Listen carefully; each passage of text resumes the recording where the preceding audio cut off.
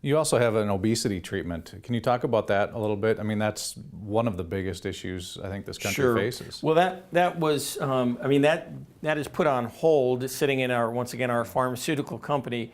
But I can tell you briefly what that is about. There is a hormone, CCK, which stands for cholecystokinin, that's released from the duodenal mucosal cells in response to fat or protein.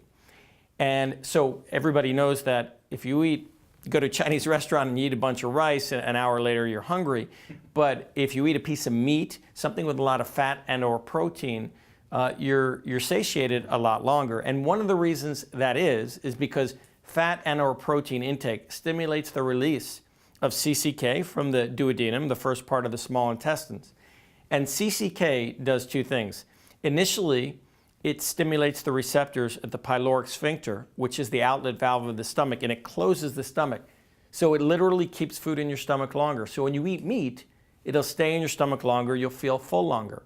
But then the secondary phase is to stimulate what we call afferent vagal fibers that go to an area in the hypothalamus or the brain.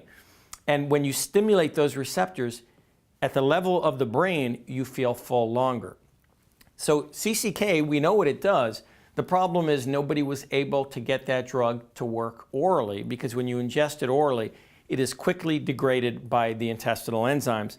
And I figured out a method how to actually get it to go through the bowel into the bloodstream when taken orally. And that's, but of course, with no funding, it doesn't go anywhere.